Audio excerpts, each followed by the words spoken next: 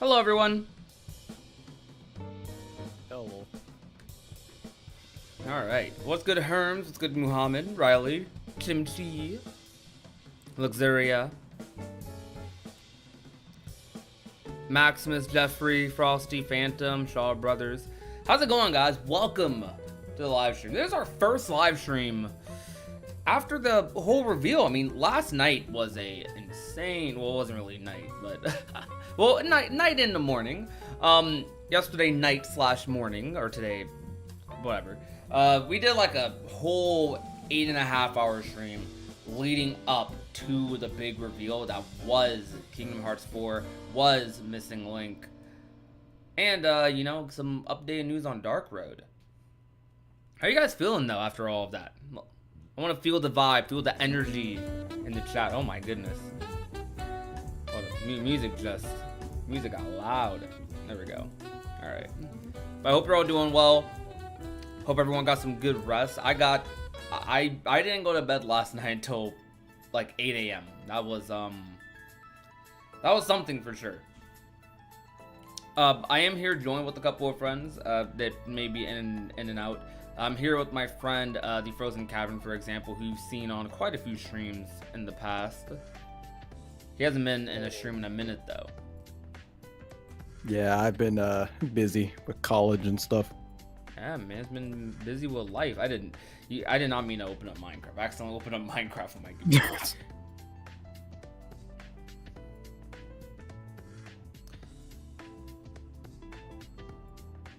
Yeah, we're going to go through a lot of the news that kind of happened. We're going to go through KH Insider, KH 13, and look at a little bit of the news. It's also, this stream is also to give me a little bit of perspective, a little bit of thoughts for some upcoming videos that I want to make. That I definitely want to make. I want to see how everyone else feels in the live stream, and I also want to just get a nice little discussion going, you know? I still can't believe Strelitzia will be in KH4. It feels so surreal. Yo, I saw a tweet the other day. It feels like the other day because it was technically today. This morning, I saw a tweet saying that Union Cross fans were eating, and yeah, they were. They were. I'll admit they are eating for sure.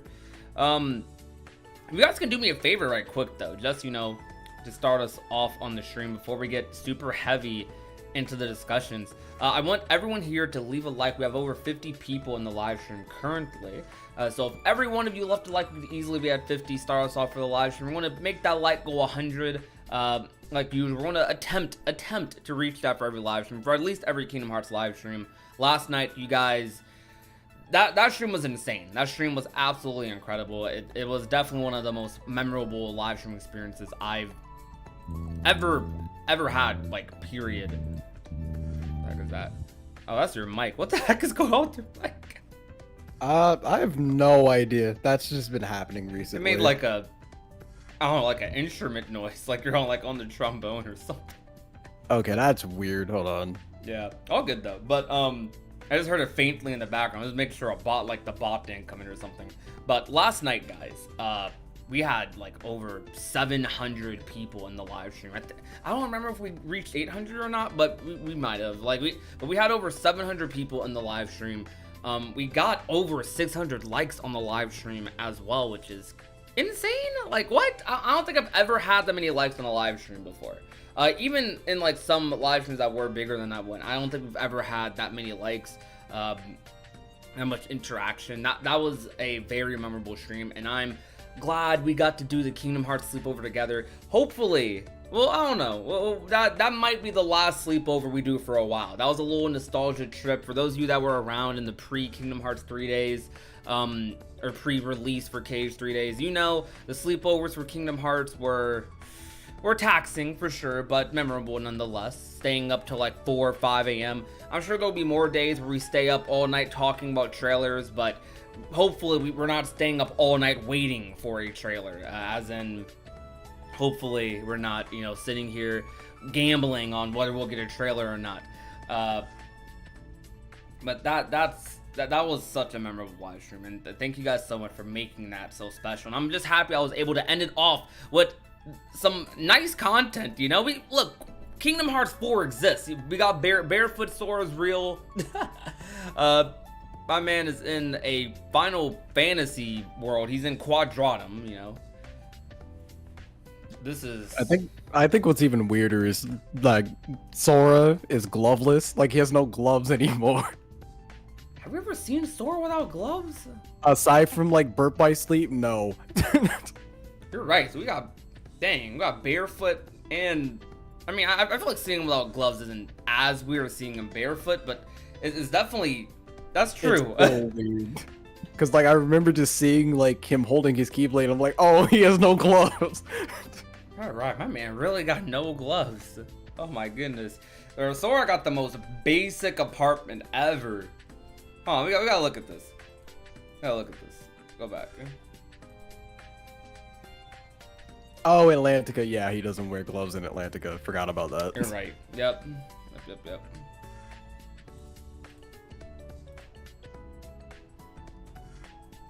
The real question, did he out socks on? We need no stinky feet, bruh. Yo, Sora literally, like, this man just woke up. He had the shirt, he had the jacket on, all buttoned up and stuff too, looking saucy. Got the pants, no gloves, no socks, no shoes, none of that though. I mean, I guess he is around the house, no shoes in the house. It might be the only reason we didn't see him with shoes on, because he was walking around the house, apartment.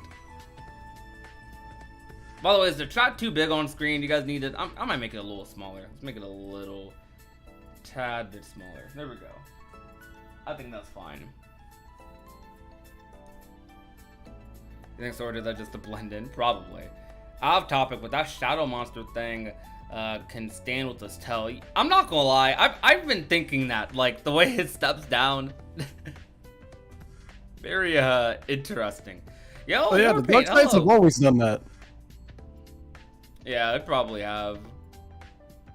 Probably never super noticed. Have we had like a trailer? Like, well, we've never seen a dark side like this. This is like mega dark side. Yeah, it's definitely a different version and like I think larger than normal. Like they don't. It's weird trying to compare size comparison because like I'm thinking about the times where you see them in cutscenes and like the main time that I can think of is Aqua in the Realm of Darkness, but outside of that, I can't really think of any other times where they're like compared in cutscenes. But this definitely seems bigger. Do you think we'll see? Do you think this thing is called Dark Side, or do you think it's going to be called something else for the new saga? Because obviously it's different. Obviously, it's a little bit different. It's different, but it's definitely still a dark side. Yeah, very true, very true. It's just a dark side variation, similar to how Twilight Thorn is basically a nobody version of Dark Side. Yeah. Okay, I have a. Let me make sure. Oops, yeah. Okay, I have a question.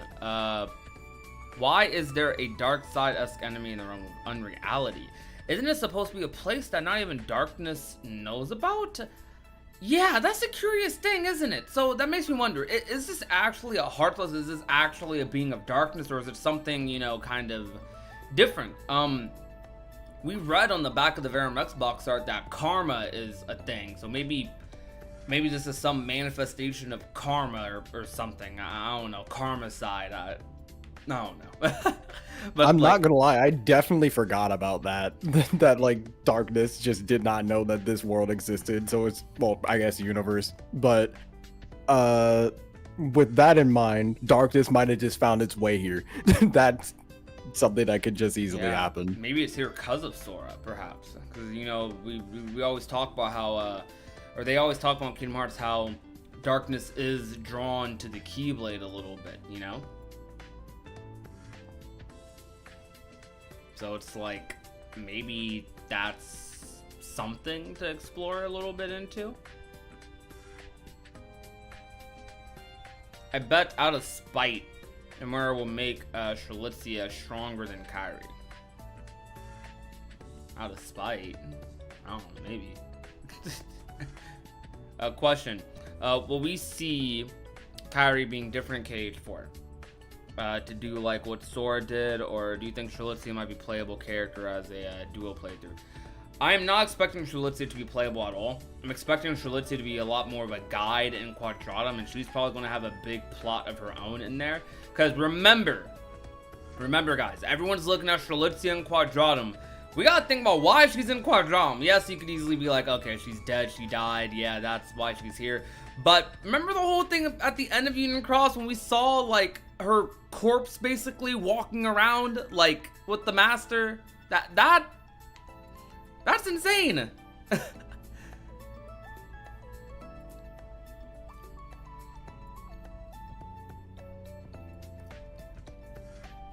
And Strelitzia being here almost confirms to me that Marluxia is going to find his way here. In my head, at least. I feel like Strelitzia is gonna bring up some form of like, I guess, subtle hint to Marluxia that actually no, Sora wouldn't. Well, no, he would now. Maybe kind of like he might be able to pick up on something that Marluxia said and be able to relate it back, but yeah. There's a chance Star Wars will be in this game. You're right, there is. Hold on. It's right here. Okay.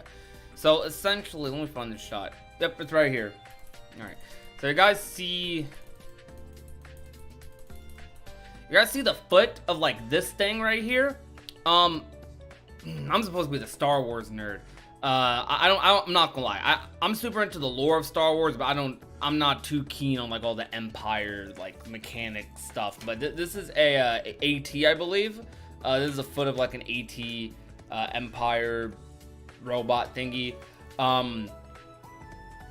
This right here, borderline can confirm that Star Wars might be a world, and this would be Endor. That's what this would be. Which that would be an insane deal, and that would mean that this is Return of the Jedi. Which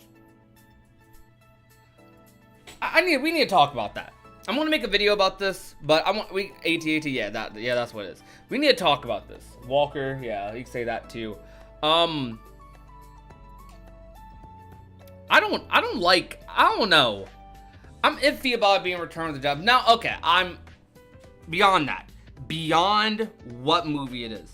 I am happy. I am super happy that Star Wars potentially, because this isn't confirmed. While this is very likely, and this is almost no shadow of a doubt, this is a AT, right? Still, official confirmation. It is possible that we overthink things. It is possible it's a mere coincidence. It's possible, but we'll go with it for now.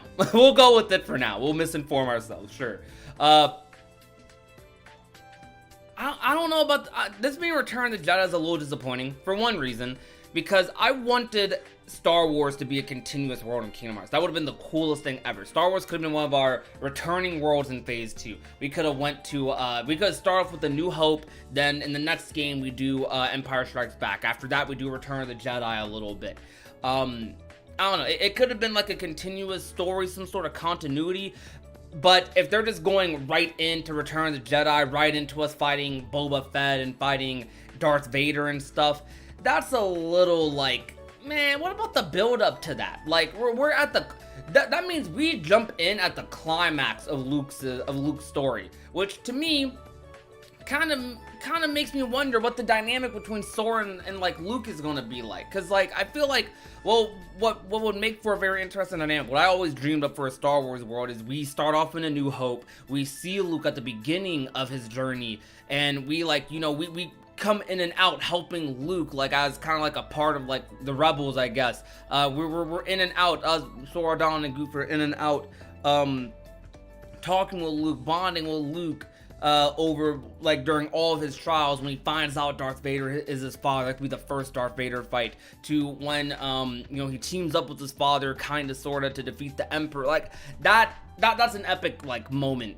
to me, you know, and it's cool to experience some of that in Kingdom Hearts, and also to experience that with Luke and see what Sora's part would be and all of that, and see like how Sora would look at it, how good of a friend Sora could be to Luke. But then in Return of the Jedi, all that could still happen, but it'll happen in, I don't know, like, instead of over a couple of games, it's gonna happen in one world. That's another thing with Return of the Jedi.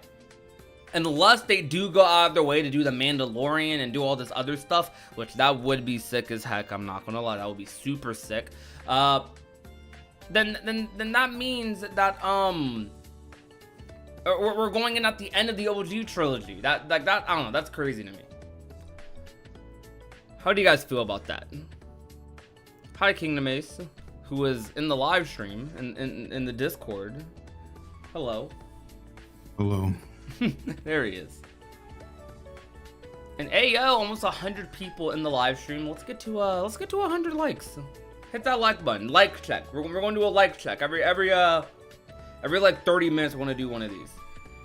Oh, I feel like I saw a critic comment earlier. I did. Okay, it's the best one because it's where Vader redeems himself and goes from dark to light.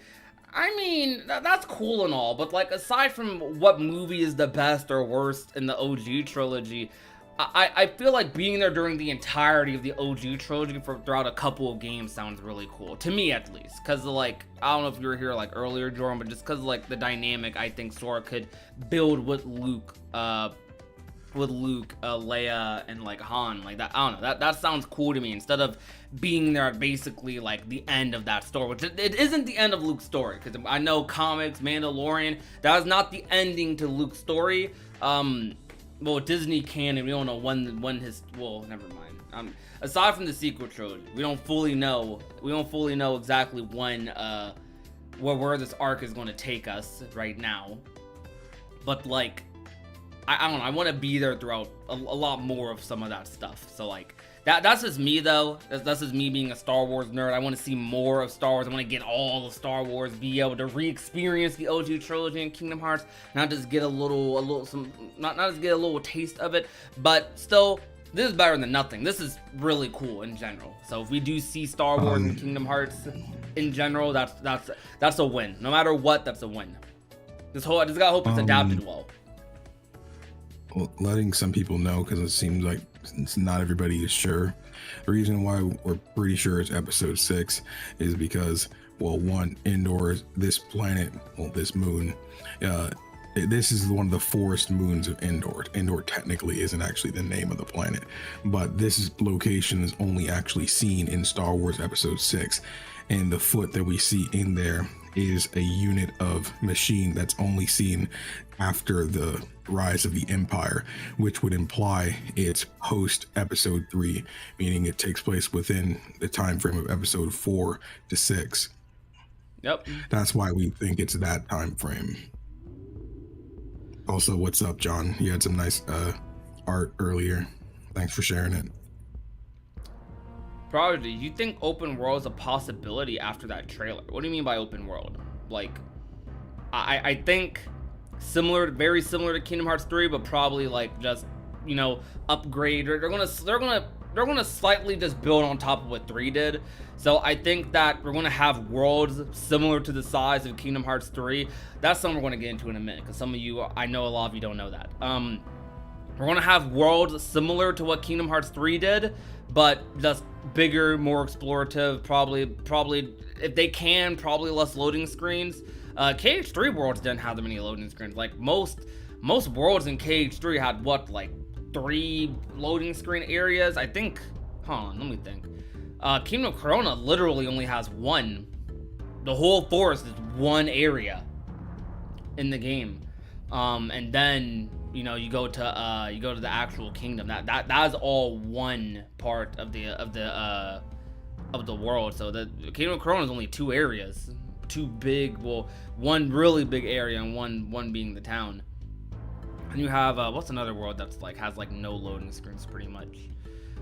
Arendelle only has like 1 confirmed, no, 2 confirmed ones. It has the labyrinth, and it has when you go to Elsa's palace.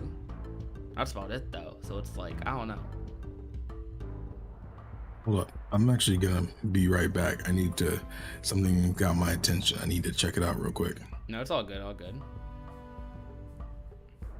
Didn't the Caribbean have a lot of loading zones? The Caribbean, technically only has 3. Don't think about loading zones as like the cutscenes that play. Think about it as in, let's say, like, think about like the size of the areas. All of those islands in the Caribbean you can go to without loading, all of them, except Port Royal. Port Royal is one of the loading screens, and then another one of the loading screens is which isn't I don't even want to count it because it's a boss area. That's the area where you go to the Kraken and fight Davy Jones. Those are the only 2, but if you really want to look at it, it's only 1. So yeah, most worlds only really have 1 like confirmed like load between areas in terms of like actual exploration and travel. So yeah, I think it's going to be similar to that. So like they're semi-open world already, but if you want to go towards no loading zones, if we're gonna ever have a world with no loading zones, I think as long as the gummy ship and like that sort of system exists, that's not gonna happen, which I think is fine, honestly, because I think I think having those loading areas for a game like Kingdom Hearts is perfectly fine, considering how difficult some areas can be, as long as they have good as long as they have good like respawns and whatnot, it should be fine. But I think we've already been going towards that, so that's what they've been trying to do.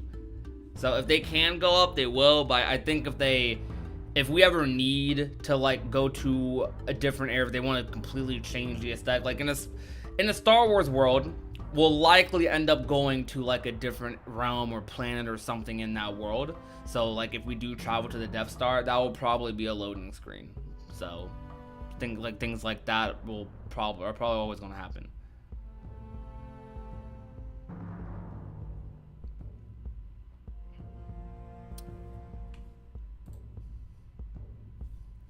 But how relevant will other worlds even be given the direction of the story? They didn't play any importance in 3. I disagree with that. Okay, Kingdom Hearts 3's worlds thematically were extremely important to its story, but we can get into that another time. We have gone into it plenty of times before, but looking at it from just a more, I guess just more, I guess a little more logical perspective, I suppose. I'm trying to open up. I'm opening up KH13 KH Insider so I can get these news articles for you guys that I want to look at. All right. Let's look at the Q&A. Okay. I'm gonna read through this in a minute. I'm also get some water though. Give me a second. I'm gonna read through this.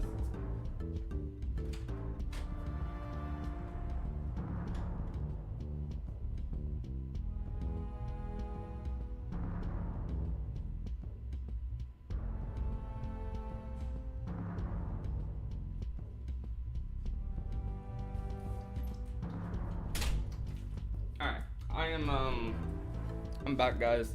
I'm sorry, I just wanted to grab some more. So I read the missing link part for a video today. I have not read everything on KH4. I'm gonna drink some water. We're gonna go right through this. Obviously, you can, if you want, you can very easily read this on screen yourself. But we'll be reading this now. Have you read any of this, Cavern? No, I haven't. Alright, so this is a for Kingdom Hearts 4, this is a summary of a lot of the things from the Q&A. Alright, let's go. Alright. So, first thing, can't say much about the game right now. It was only shown early to avoid leaks. Yeah. So that's the thing. This game is not, from what it seems, this game is not that close to being done. So there won't be any news for a while. Whew. There won't be any news on KH at E3 either. This was before E3 got canceled, I'd assume.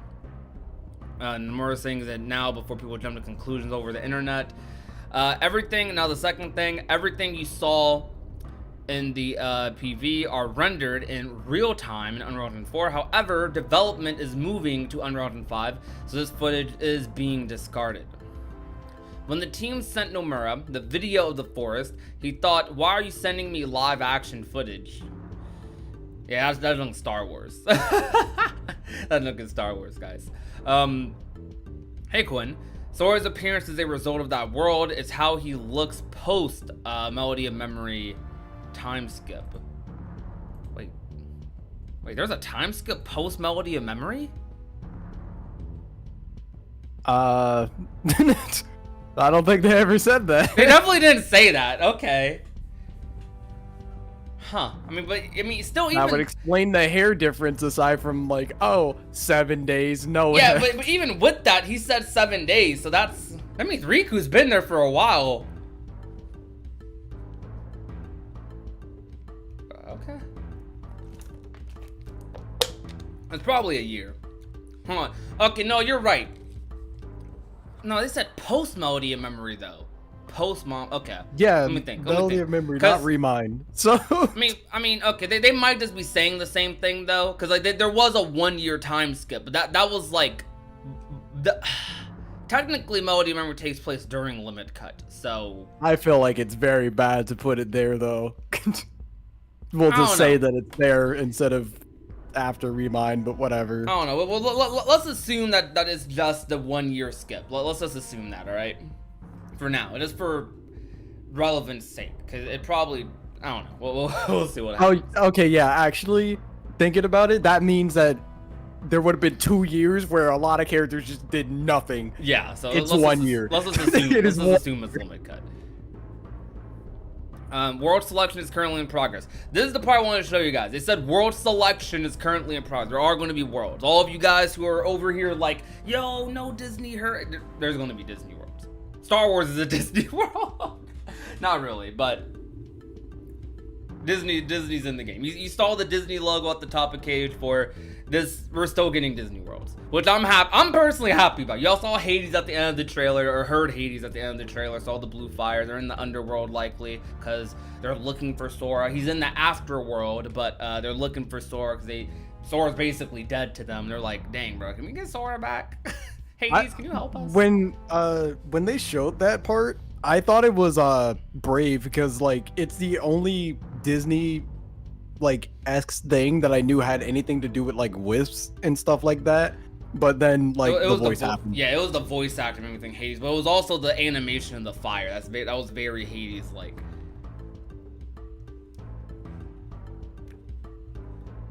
Unfortunately, we have Disney Worlds. Nope. Fortunately, we have Disney Worlds. We'll get into that later a bit, because I'm not gonna lie, the Quadratum stuff is cool to me. I love this. I am very interested in the Quadratum stuff. But when I watch this, and you guys can kind of get a feel for it in my reaction, I don't know, like it didn't feel like KH, I guess, and that like rubbed me a little weird. And it's not to say that like that's a super bad thing, because they're trying to change the formula. They're trying to change things. They're trying to. This is a new saga. That's why they changed the logo, the font, like that. That's why the 4 looks weird in the logo, I guess. They want it to feel a little different. And I like that. I think this is going to bring in this is going to appeal to an audience that they didn't fully know they had, and it's going to bring in new people who are interested in this type of stuff, like those Versus 13 fans. A lot of Versus 13 and 15 fans are having a field day with this. Like this is like their favorite thing ever from Kingdom Hearts. Like this is like the best thing they've ever seen from Kingdom Hearts. For me though, I'm not super into that stuff. I have an interest, but it doesn't go too far past that. So seeing Sora like this in the city, it's cool. But it's also very weird, and it's a type of weird that doesn't get me as excited as I would get if I was just looking at like a Twilight Town or Traverse Town or something, if that makes any sense.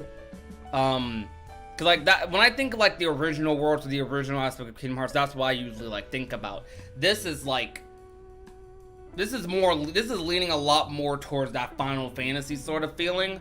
Which you guys know, I'm not the biggest person into Final Fantasy, and I guess it almost feels like when I looked at this felt like it could have been another game, which I don't usually feel that way with Kingdom Hearts. Like when I see like Sora waking up in this apartment with Strelitzia, like I'm thinking to myself, like when I see this car right here, like I'm thinking to myself, like, this, I feel like this could easily be another game. Like if this wasn't Kingdom Hearts, it could have easily been another video game, and that felt odd to me. But I'm feeling it. I'm still feeling the KH4 hype. I'm super excited. Y'all saw in the trailer, the thing, Jordan told me this morning. The thing I got the most excited about in the trailer was when I saw Donald and Goofy at the end. I was like, oh yes, okay, this is still Kingdom Hearts. That's like, this gave me the comfort of knowing like, okay, this isn't completely different. So I'm fine with the Quadratum, because it is a different realm, a different universe sort of thing. So I'm fine with all of that being there. But I also want this. I want this to contrast with, which is what Kingdom Hearts has always kind of had. It's always had that contrast between, you know, the serious moments and then the Disney, which for some people that's where KH3 kind of messed up a bit. It ruined some of that contrast because it had a little too much Disney, which I can understand. But that's what I kind of that's kind of the feeling I want. So I'm cool with this. I want to see more. I really want to see more. I want to see Azora. I want to see how Riku looks in this world. I kind of wish the art style was a little different, I guess. Like, I kind of wish like this looked a lot more like what we saw in the secret ending. Now I know that wasn't real. That was like some Azora like heart dream stuff, but I kind of wish it looked a little more like how that looked, like how Sora looked in that little different art style, or like grainy art style in Quadratum when he was fighting Azora. Like I wish it looked a little bit more like that, or like how we or like a in-engine version of what we saw in like the secret ending a bit. Like, and maybe it will look like that, because like they said, this is Unreal Engine 4 right now. When it goes to Unreal Engine 5, and it's in early development too, when this goes to Unreal Engine 5, maybe it will look like, you know, a bit different. Yeah, that is something we have to take into consideration, because I'm pretty sure we all remember what KH3 looked like before they basically had to rework the entire game. Yeah. You have to remember KH3 went through a lot of graphical stuff. You have to remember too, though, the switch from Unreal, like I keep seeing some people say this, but Unreal Engine 5, switching from 4 to 5 is not like switching from the Luminous engine to Unreal Engine 4. Yeah, definitely not. Because Unreal Engine 5 is essentially just a big update. They can literally just import everything. That's not going to delay anything. It just makes them able to do things which will be impossible, you know, without it. So that's the only thing they really have to worry about in that situation. I also do love the new approach to this, purely because with this game, they're trying to redefine what Kingdom Hearts is and can be. You know, we've known, I think most of us here could agree that we all know Kingdom Hearts and we know it well. But sometimes when a series lasts for so long, they need to switch some stuff up. And when they do switch some stuff up, sometimes it becomes unidentifiable. And just the shock of it being different is enough to, for some people, scare it away or wish that wasn't the case. Sometimes it's not always just it being different, though. It's how it's different. Because, like, we've seen a lot of different stuff with like many Kingdom Hearts games, from gameplay to the types of worlds that you choose, to certain mechanics, and you've seen it all. You've been here for a while. We've seen it all with like Kingdom Hearts 3 and games like 2.8. But and this is another case of like it being different now in a little bit of a different way. It is a new saga. So we don't know if this is what they're going to be doing all the time going forward, or if it's just going to be a thing we see at the beginning of KH4 before he goes back or somehow gets saved and goes to the realm of light. But I don't think it's just a case of it's different. Now it's probably a little bit of that, but like I think I'm gonna give it some time for sure. I don't think, like, the thing is, after watching this trailer like about 100 times, I think I've come to realize something. I don't think the character models are as different as people originally thought they were, or even as I originally thought it was. That initial shock of what they look like made me feel like this is not even the same character. But when you really look, especially, I think I really felt it when I got a really good look at Sora's face and stuff. This is they are pretty similar to what they were before. The main difference in terms of what it is the texturing for characters. Of course, the lighting also kind of plays a part into it, but the amount of textures that are on the character's face, or in the way, I should say, the way they textured the faces and stuff, make it look more different than it actually is, because I don't think the models themselves are actually that different than what they were. I also think that another difference that makes people feel like they're so different is how they're dressed as well. Yeah, you're speaking more on like I'm talking a about in the level. approach. But I'm like, talking overall here. I'm talking overall. I'm talking about the approach to character. It sounds like. Well, I didn't finish. Okay, go ahead. For me, I think, where do you come from? You ain't gonna say hi? No, you just bro, join the call. I didn't even know you were. I enjoyed it. No one said anything, so I was like, I don't. You realize I don't. You realize I'm streaming. I don't hear join notifications.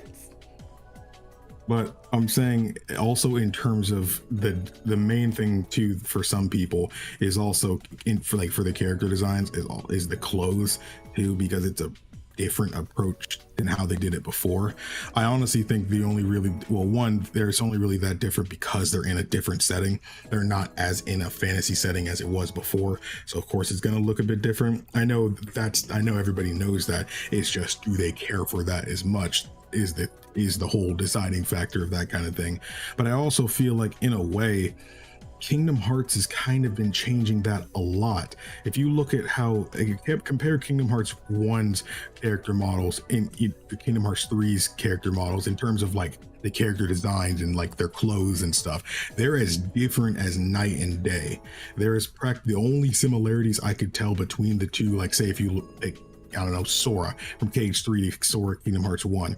The main between those two models, I'd say, are a little bit the bulbous ants, I guess, towards the bottom. That's the biggest similarity that those two have. Of course, the spiky hair is all the same, but in a way, Sora's hair now is more reminiscent of his kid design in Birth by Sleep. I mean, you can not care for that as much, and that's a whole different thing. But in terms of comparing the actual character designs to now from before, they're not as different as people are kind of making them out to be. I feel like when you look at it in like a little bit more, you'll kind of start realizing that, all right, it's not that different from what it was before. It's different for sure. I'm not claiming it to not be different, but it is a lot more. There are more similarities than there are differences. I guess you could also say the shoes are a big difference, literally. Thank you for the $5 donation, Isaac. Do you think Sora will get a different outfit in this game, or does he? And I'm just blind. I'm not blind. You're blind a little bit. You definitely got a different outfit in this game. See, that goes along with my point right there. This outfit's completely different. It's not just it's not necessarily the actual models or anything, because like all of this you can see by the way he moves. Like even when he's flipping up to here, like that's a pull swing right there. Like all these little flips he's doing, you see all this in KH3. Like this wall run animation, that flip, you see these in KH3.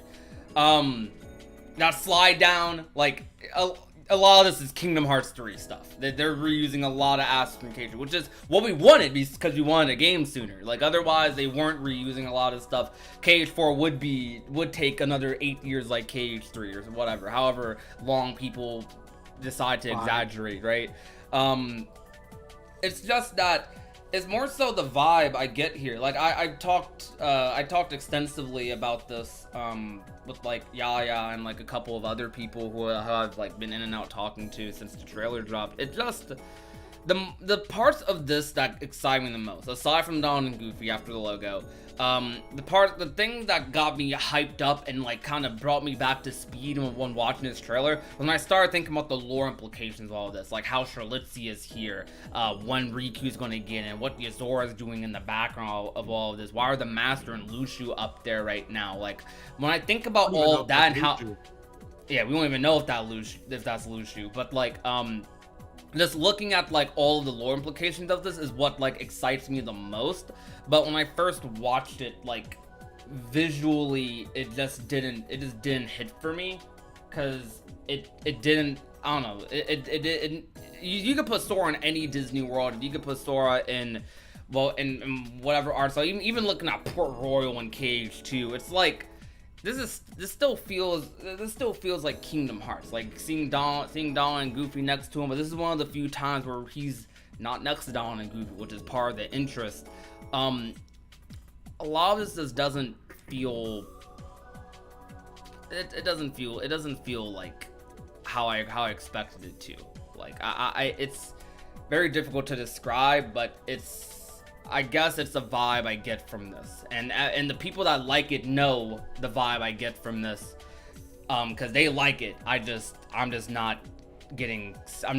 wasn't super hooked by it.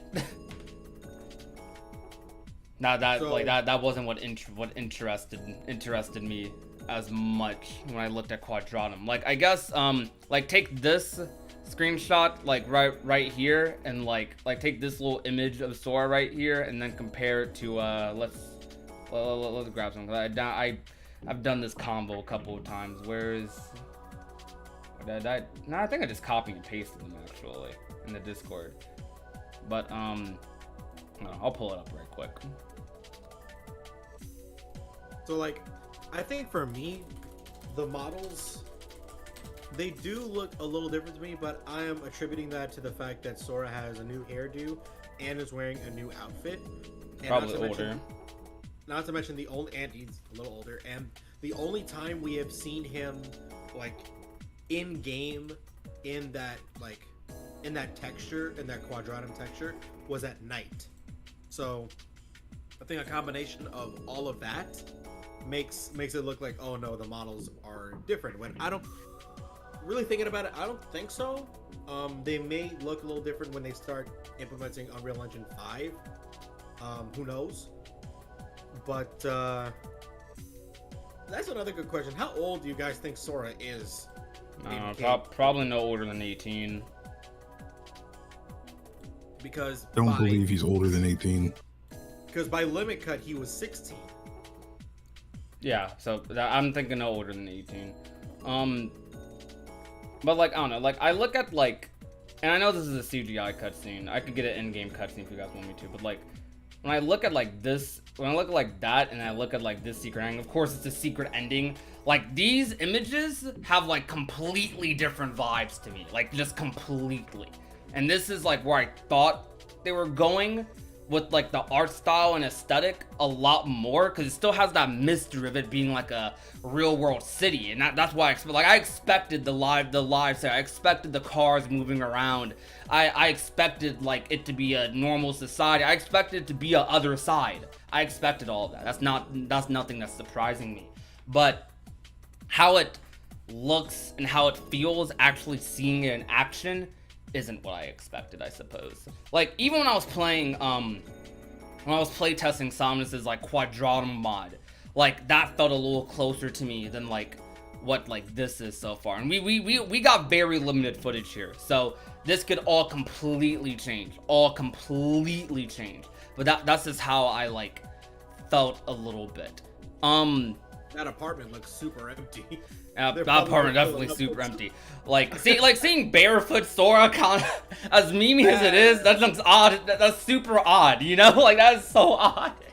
I personally just find it very hard to look at Sora in Kingdom Hearts 4 and think that's Sora. Just because, like, first of all, his hair is way more wavy, right? And I'm used to seeing Sora with super spiky hair. Like, the image you put, that is before Kingdom Hearts 4. That's the oldest and most different we've seen Sora, and he's still got the spiky hair, right? So it's like a key feature for him. And now he lost his baby face. Yeah, he definitely lost his baby face. He definitely he has an adolescent face now. I was wondering about something recently, and that was that, like, we see Strelitzia in like Quadratum with Sora, but she's not helping out fight that monster or whatever it is. Like, oh, she's been here for a minute. I don't think she's gonna sit here helping out. I think just off of that one line in the opening, and I think in the one line in the opening, that tells me she's been here. Obviously, she's been here for a minute. If Union Cross has anything to say about it, but I think she's like his guide or something, but I think she has a bigger plot. Definitely the master put her here. I don't know for what, but definitely the master put her here for some reason. Maybe because of Sora. Maybe that was a plot just for Sora or something. I actually recently thought of something. I'm gonna make a video about this soon, but I think that this might be based on the dialogue we have seen in the trailer. This could be Sora getting put through like another mark of mastery, just because Sora doesn't have any means of leaving the world because he lost the power of waking, and there's no other way to really leave his, especially without like a gummy ship or something. So it could be a situation where, okay, we can give you that method, but you gotta pass this exam first and prove that you're worthy of having that. And then if you get it, sure, you can go to any world you want, but don't expect to go to your world back home. Don't expect that. What do you think about that?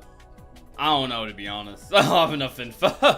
I have no idea. I don't know if this is going to be another mark of mastery. I was thinking like he was about to do some Reaper's game type stuff for a minute, but I don't even know if I'm feeling that either, because like I feel like what we saw in the trailer is probably like the first hour of the game, or probably even earlier than that, probably the first 20 minutes or something. Like I wouldn't be surprised if that scene, maybe they might do some like Station of Awakening or different Station of Awakening type stuff, but I feel like as far as like when we play as Sora, like actual Sora, this is going to be like some of the first stuff we see, and I think that's why they showed this off, because it was probably the most polished stuff because of that, where the game probably begins. That's what Kingdom 2 was as well. They mainly showed like the Roxas prologue, because that's literally like the very beginning of the game. Yeah. I definitely think us anti-Disney fans will love this game. Why can't it be both though? Like, y'all, what I think it will be. I think this being a KH4 will probably turn it into both. Like, we're going to get our Disney Worlds, and we're also going to get the Quadrants. So I think this game is going to be a nice little in-between for a lot of people. The More already said they're planning what Disney Worlds are going to be in Kingdom Hearts 4. So. Well, he didn't say that directly, but he said they're planning for Worlds. So we don't know if that's... The Worlds implies Disney Worlds. Most Worlds in the series are Disney Worlds. So yeah. In my opinion, Quadron looks terribly bland, all gray and black and white, not much color. The NPC character models stand out in such a realistically rendered world. Yeah, I think that's the vibe I get. It's just bland, I guess. Like, it is super bland. I guess real life is bland too, I suppose. I guess. But man, this is something. Like, the NPCs in the Disney worlds felt like this ain't no Disney World, of course, but like this has felt bland to me. Yeah, that's a way to describe. Like, that's a way to describe the colors. That's a way to describe the atmosphere. This felt bland. Like, it's like, yeah, this is a big city, and I see this big old monster in the middle of this city, but like outside of that, like, there's nothing really crazy standing out to me aside from the lore story aspect of, whoa, why is Sora here? Why is Strelitzia here? And that, like I said earlier, that's what's keeping me what's keeping me invested in it, and what's going to keep me covering this. And I'm looking at this, and this looks cool. Like, this is cool as crap. But I don't feel like I'm seeing anything like I haven't seen before. Like, even with this battle, like, some people were talking about the combat. For me, this doesn't give me that big of an impression of the combat. Yeah, I see a couple new moves here and there, but this is like, he pulls swings into like running up like a couple of obstacles in what looks to be like a pretty scripted segment or QTE type of event, which is still sick. Like, that's still sick, right? To have QTE events like this. I've said before about how I talked to Jane about this, how I feel like Kingdom Hearts is going to go this more like cool and like epic sort of route with this battles and with this choreography. And I mean, you see a little bit of that in this. Like, Kingdom Hearts is trying to be more flashy and show off how, like, it's always been flashy, but it's trying to show off how cool it can really look. And you see that here. But I'm not, for me, this isn't anything I feel like I haven't seen in KH3. Like, this fight here gives me, aside from like this segment, this gives me a lot of vibes of like what I saw, like, of like the 2-3 times we saw them fight Rock Titan, you know? Like, that's what I feel when I look at this.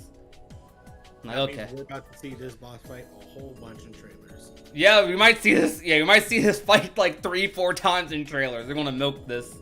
But also, speaking of this monster, what the heck do you think this thing is? Because, like, it looks like a Heartless, but we've never seen a Heartless like that before. And I didn't realize Jordan left.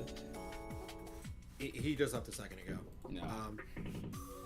I mean, it looks like a Heartless, but we've never seen that kind of Heartless before, and I don't know. It has dark side vibes, but the way it kind of just appeared in the world is not like. And yeah, it's super interesting, isn't it? Like, it looked like it just manifested in this dimension or on some type of stuff. Like, I was thinking, I was talking about Cavern earlier about how maybe because Sora's here, maybe the Keyblade is bringing these things here. Maybe like Sora being here is because Darkness isn't supposed to know about this world. Maybe the Keyblade is allowing them to track him, sort of thing. But that's the thing, though. Wouldn't Strelitzia track the Heartless there as well? Because she's Maybe. a builder? Maybe. We don't know what Strelitzia's involvement is here at all. Right, but I don't know, Because, like, remember, her corpse was walking around at the end of Union Cross. Like, well, why is she here? Like, Master planted her here for some reason. Well, the way she put it, or the way she said it, it made it sound like her heart naturally went there for the afterlife. Yeah. What made it sound like? She made it sound like that. But I honestly thought for a second when Sora was running and trying to summon his Keyblade, I thought he wasn't going to be able to summon it for a second. You know what I think might happen? Because remember, they play with the idea that there could be data copies of all of them running around in Union Cross. I think in the real world, Marluxia is going to be chasing a data version of Strelitzia that is purposely there to play with him. Oh, that's messed up. And the real Strelitzia is what we see is where Sora is. That's so sad though. Like, Marluxia's gonna find his sister only to find out this isn't even his real sister, and his real sister's just dead. Can't come back. Oh, that's terrible. Isn't it weird seeing Sora interact with Strelitzia? It is weird, but like, it's also like, that part of it feels actually kind of like normal-ish, because I always imagined that Strelitzia and Sora would probably interact with each other, because I play with the idea of Strelitzia being a guide for Sora in future games. I strictly played with that idea, because like, when she died, and the vibe I got from Strelitzia, I felt like she was a character, it would just be like that. Probably this is a good change, embrace it. I mean, I'm gonna embrace it. I'm giving it a little bit of time, you know? Like, it's a change. I don't really know if it's like necessarily for me. Maybe for you, that's perfectly fine. And just I'm getting a little bit more used to this, you know? Like, y'all may like this. Maybe this is more similar to like 15 or the Versus 13 you guys like weren't able to get, and that's super cool. Like, I'm so happy that like you guys get to experience that sort of thing. At the end of the day, I just want more people to get into Kingdom Hearts or try to like more about Cage. So like for me, I hope that that Star Wars world thing is true. I'm gonna be eating up that Star Wars content. I know not everyone here are Star Wars fans in the chat, so y'all gonna be going through that world like, what's going on? And I'm gonna be in there like eating up all that Star Wars content, that lore. It's gonna be a dream come true. Same thing will happen if we get this game is probably gonna get a Moana world, since this is Cage 4. We're probably getting a Moana world in this game if we do still go through the Disney World motions. But yeah, like I'm gonna be eating up my content there. Or when we're in the Realm of Light and we're going throughout the Realm of Light with Kairi and Aqua and Disney Worlds, if that happens again. Because I have a feeling that since Riku and Sora are in Quadratum, that's where they're going to be playable. And in the Realm of Light, when we do switch back to Donald and Goofy, it's probably going to be Kairi taking the reins. Kairi and Aqua taking the reins for a little bit. And that's exciting to me. I'm gonna be eating a lot of that. I'm gonna be eating this up too. I'm invested in this, like, from a story perspective. I'm interested in the story for this. It's just visually, I'm like, okay. It's kind of weird thinking about a Kingdom Hearts number title and Donald and Goofy aren't partnered up with Sora. Yeah, it's gonna be crazy, isn't it? I have a theory that this is gonna be a Destiny trio game. Like a scattered Destiny trio game. Not all of them together, but I think those are going to be the main 3 that are playable. So it's basically Birth by Sleep too. It might be Birth by Sleep, yeah, with like all of them. That would be sick. I don't know, the way Nomura put it, he makes it seem like it's only gonna be Sora. Just because Oh, he was like, yeah. he was like, I wanted to call it Verum Rex first. Yeah. He was like, I decided to call it Kingdom Hearts 4 because like people would be more interested in Sora. I think that's why this game's taking long though. Longer, because I feel like the KH4 thing was a recent development. Like probably like a year or two ago they decided, or like probably sometime after Melody of Memory they decided to make this KH4. They probably took the V in this logo and from like whatever the Verum Rex logo was. They probably got the Verum Rex logo somewhere in their studio. That is also another thing that's like somewhat concerning to me, because like they weren't even like trying to say Kingdom Hearts 4 Verum Rex like it's a subtitle or anything like the previous Cage games. It was just going to be called Verum Rex and not Kingdom Hearts at all, which is like, yeah, why? Let's let's move into let's read the rest of some of this news. So the last thing we read was world selection is currently in progress. So yes, we're getting Disney worlds most likely. That or we're getting multiple worlds. But regardless of whether it's Disney World, Star Wars, Marvel, we are getting worlds. So that structure is still in place. How is it still in place? We'll see, but we're likely going to be switching back and forth between some characters. The logo has changed because the Darkseeker saga has concluded. It was tough to settle on the new design. I can see that. I can see that. I'm not gonna lie. I'm not that crazy. This is the Q&A. This is a summary of the Q&A I'm reading right here, Reb. I'm not that crazy about the KH4 logo. I might like it like later, but I felt like I don't think I ever disliked the KH3 logo. I don't think I ever disliked this logo. I'm like, okay. I mean, I can understand if they're like, oh well, we are moving past the era of like the Darkseeker saga, so let's move on to something else. But I'm like, I understand that part. It's just the way it looks, the way it turned out is interesting. If that's the case, I'm just like, well, what about things like Key and Union Cross, and Missing Link? Because they're not involved with the Darkseeker saga. Yeah.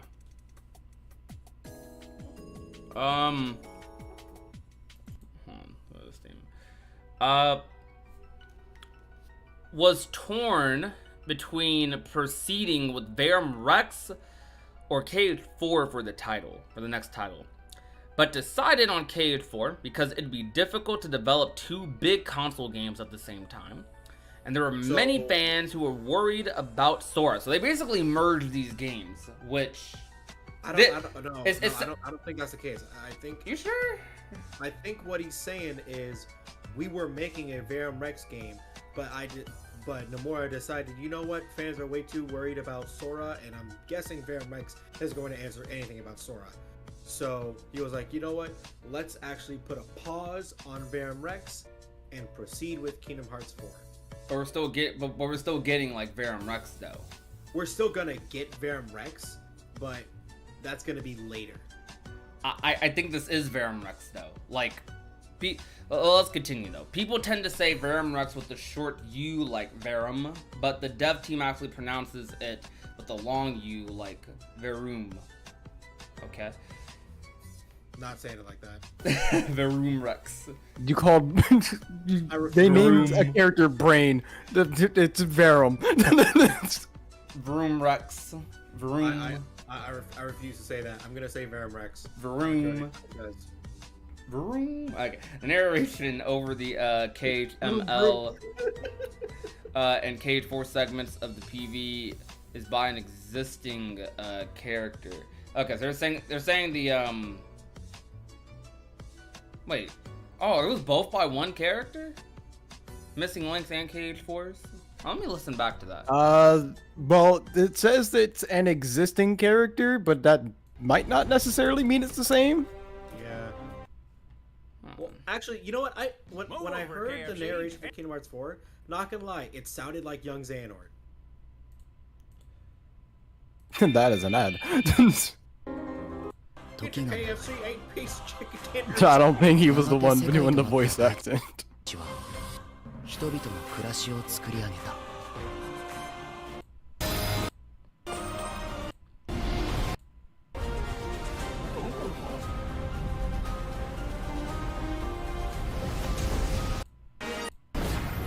一度退場すれば元の世界。 They don't sound that similar, honestly. So that might be, yeah, it's probably as different characters. Pull up clips of young Xehanort in Japanese dub and compare the voices.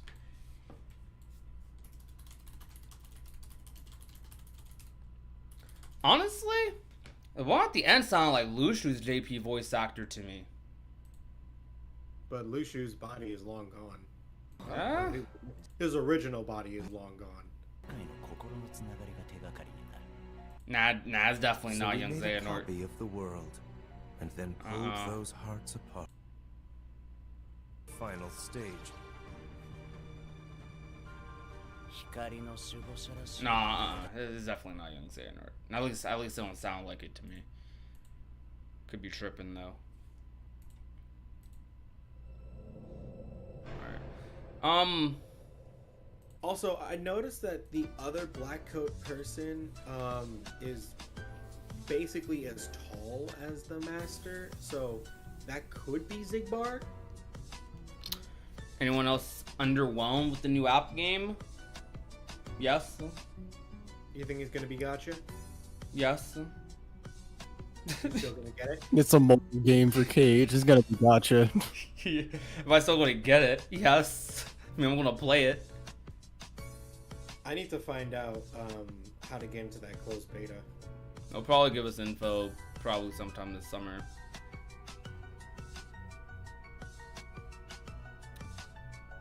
I think they changed the name to not plant false hopes about Yuzora and the fans. Maybe. I feel like, for me, it sounds like they merged Verum Rex and Cage 4. From what it sounds like they were mostly working on Verum Rex, and that's what this is right here. This is the Verum Rex Quadratum game, right? And they decided to just turn this into Kingdom Hearts 4, which makes sense logically speaking, because I've read some other interviews and translations that Nomura's staff convinced him to turn this into KH4, and I think the Verum Rex game was probably going to mostly be this. It was probably going to be mostly this. When I think about there being a Verum Rex game, I expect Yuzora to be the playable character. I mean, when I think of a Verum Rex game, it could be a Yuzora game, or it could be a Sora Riku game. I mean, or it could be all three. Like, Verum Rex to me is just the area, not just Yuzora. That's what I always associated with, at least. So I don't know, but so to me, what it sounds like is this turning. I feel like if it was Verum Rex, we probably would have got a game this year or next year. With it turning into KH4, it's possible we could get at the earliest next year. But I feel like it turning into KH4 massively made this story bigger. So now, because it's KH4, they're going to bring in Kairi, they're going to bring in some of the Disney worlds, they're probably going to put a little bit more Riku in here, put a little bit more epilogue stuff.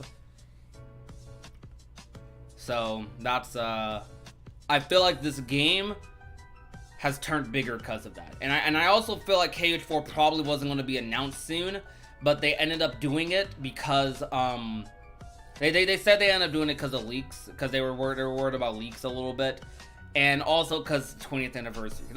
I even though, I mean, maybe you can say KH fans wouldn't have been mad, but I feel like people probably would have been mad if we got nothing for the 20th anniversary. I feel like people would have. Missing Link wouldn't have been enough. Yeah. So, okay, how does everyone feel about the Quadratum stuff in this? Like how do you guys feel about this? Are you excited? Are you not excited? Are you waiting to see more? Like, well, how are you guys feeling? I want to purely read some comments about that for like the next couple minutes. but it's a freaking explore quadratum. Yeah, that should be fun. That should be really fun. Because they made it like they said that quadratum is gonna be like an expansive world, right? Mhm. So I'm not sure exactly how the game structure is gonna work when it comes to the different worlds in this game, but some people hypothesize that it may be an open world, and if that's the case, that would be freaking awesome. Because it's like KH3 but bigger. Yeah, that would be pretty cool. You know what's interesting when it comes to KH? A lot of people are comparing this and saying how we don't want another waiting for KH3 scenario, right?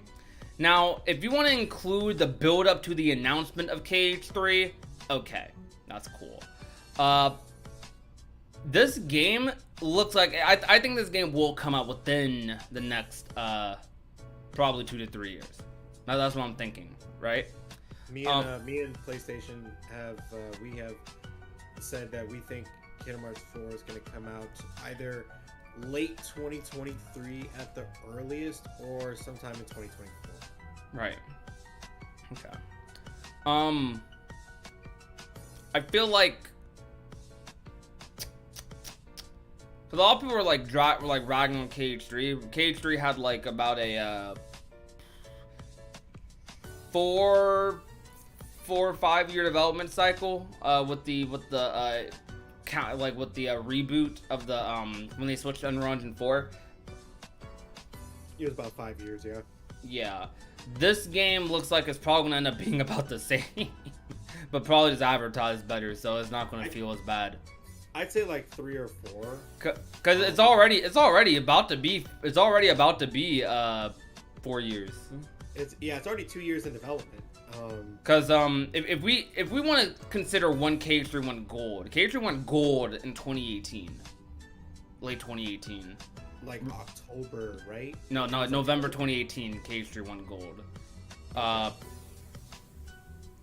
So I feel like this is like towards the end of this year, it's going to be 4 years, and then if it comes out next year, which people are expecting, it will have been 5 years if they start developing this pretty soon after, which I think they did, because when the KH3 Ultimania released, that's when we first heard about all these Kingdom Hearts projects, the Melody of Memory. We didn't hear about them in name. We knew they were working on a lot of stuff. The Melody of Memories. We knew the Osaka team was working on something, which is what this is, most likely.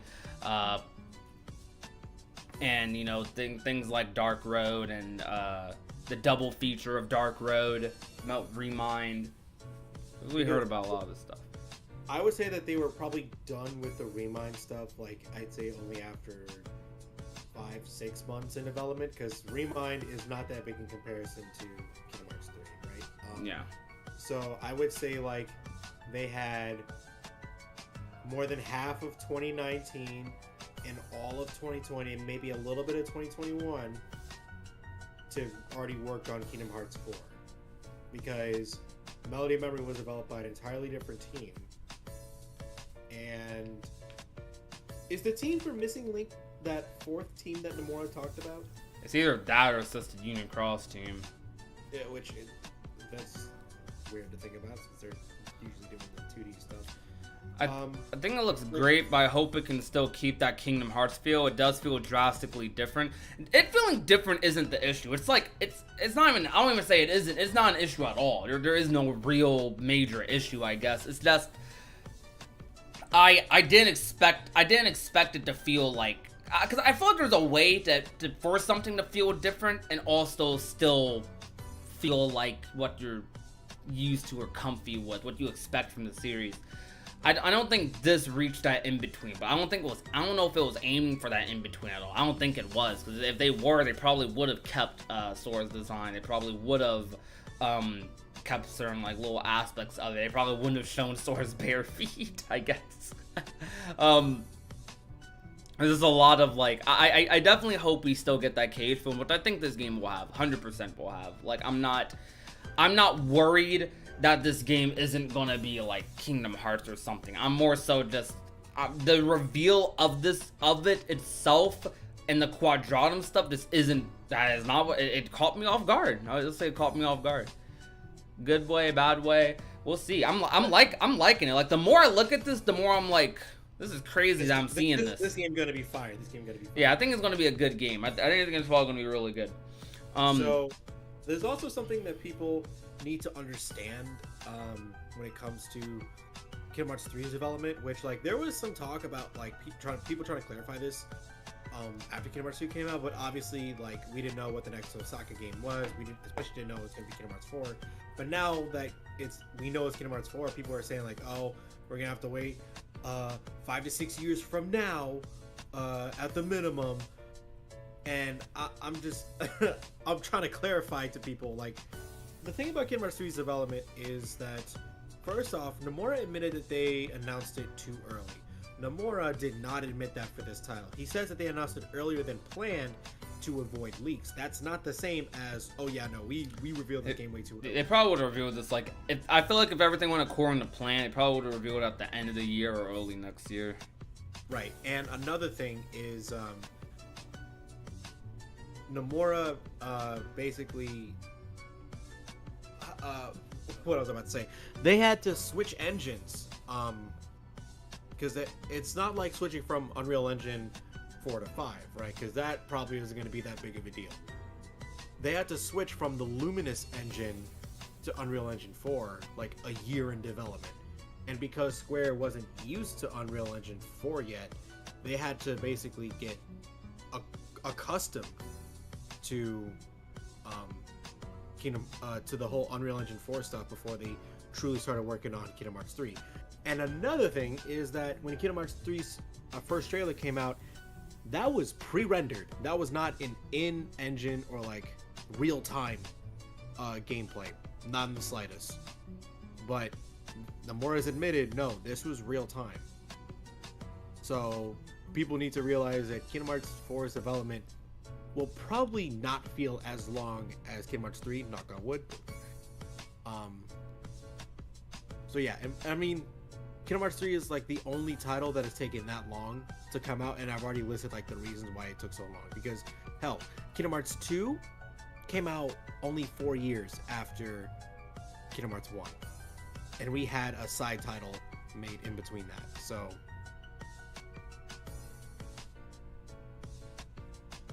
yeah, that's pretty much all I gotta say about that. Do you think this graphic style will only be in Unreality? A little bit. I think we're going to see this a lot. I think Sora's design might stay because this is a whole new design. I feel like his design possibly might stay for like a little bit. I've suggested that Sora's design is only when he's fully in Unreality, or yeah, in Quadratum. Like we know that worlds can do that. They can change a person's appearance in order for them to fit more with the world.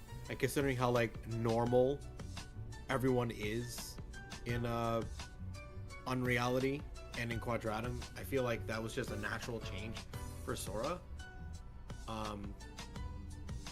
And when I think about that, I also think about Yozora saying, oh, this isn't what I really look like, because it could be that like his appearance was also different based on whether or not he's in regular reality, Unreality / Quadratum, or in like the dream worlds. Yeah. People don't realize how much content we get in between Kingdom Hearts games. I think with this game though, it's not going to be the same. I get the feeling Missing Link might be the only game we get in between this one. And yeah, that means, dang, we're about to play a mainline game for probably a minute. I think at the earliest though, this game is possible to come out next year.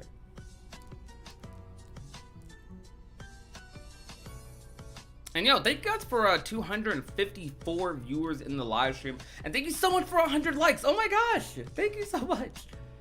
So do you think we're gonna get different keychains, or are we gonna get different abilities?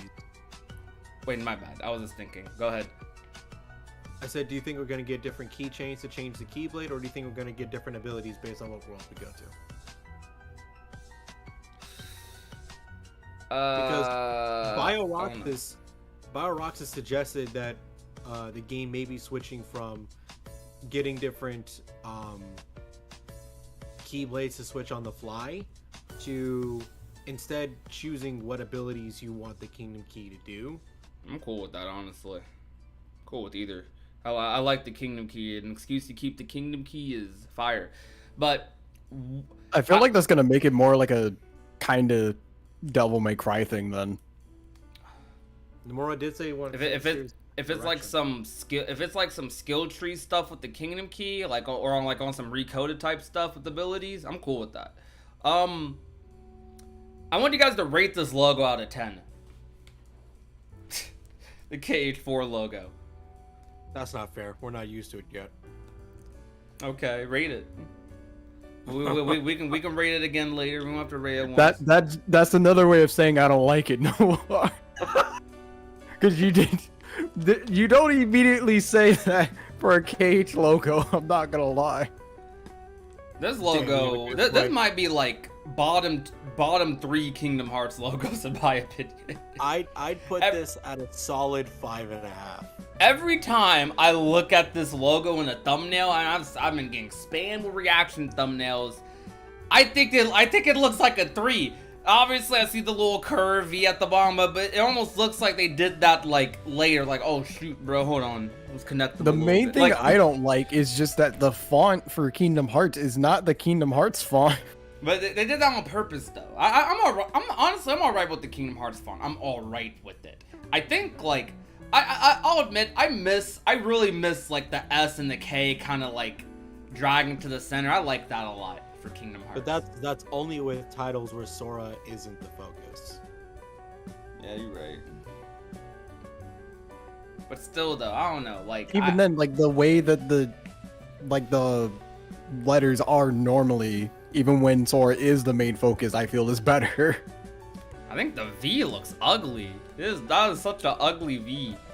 So I will say, keep in mind, this is more than likely a placeholder logo. No, it ain't. Girl can dream, can't she? No, this ain't no placeholder logo.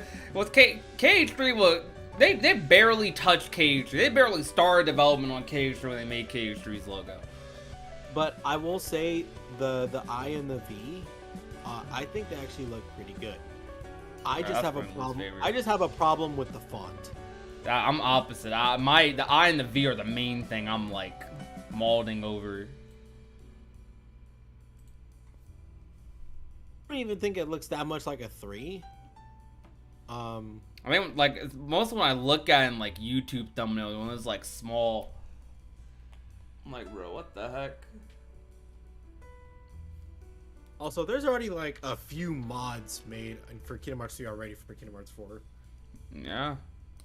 Not surprised. I'm gonna do a challenge, guys. I'm gonna do a challenge where I like try to do a whole KH3 playthrough of KH4 Sora, just see if I can get used to it. Which I probably won't. What, get used to the outfit? Yes. I mean, honestly, I wonder, it might not look that different in the KH3 mod. Let's see, yeah, because there's 4 mods already in relation to Kingdom Hearts 4. There's Kingdom Hearts 4 title logo, Kingdom Hearts 4 Sora HUD icon, Kingdom Hearts 4 colored Kingdom Hearts 3 clothes, and Kingdom Hearts 4 title screen. They all came out this morning. Anyone else think the graphics are pushing to the uncanny valley? The V seems to look like Xehanort's chess piece. Not gonna lie, the more I look at Sora's outfit, the more I'm liking it. Maybe? But again, I have a hard time looking at his outfit and thinking, and like looking at Sora as a whole and be like, this is Sora? Like, I have a hard time doing that. But the more I look at his outfit, the more I like it. So long as he isn't barefoot. I guess my main thing is his hair. That's my main thing. Oh, let's look at the rest of the Q&A, guys. There's a lot more stuff here. You see all this? Oh my gosh. That's your fault. Alright, let's read through all the Q&A together. Alright, let's try to, just so we don't get off track, let's try to not have more than 5 minutes of discussion after each little question. Let's read all the missed comments. Well, okay, let's read through all of it. You guys want to read through all of it from Dark Road? I'll just do it. Final chapter is scheduled to be released in August 2022. I'm still concerned about that. As crazy as that sounds, they still didn't give us a date. Give us a date. Stop giving us these vague release windows. They went from fall to spring to summer. No, they went from fall to winter. Fall to winter. And then from winter to unknown.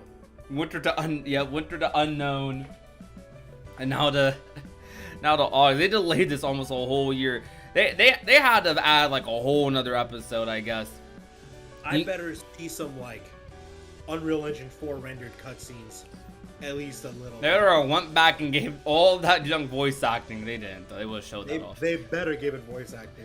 The Union Cross Dark Road team is already disbanded. Oh. As a result, they can no longer do periodic updates and must release everything all at once. Okay, so this is a new team working on Missing Link. The current work on Dark Road is being done by the 2 animators who worked on the Union Cross event scenes. Yo, shout out to them. They're doing a whole game. Like, seriously. No pity class. Like, seriously, shout out to them.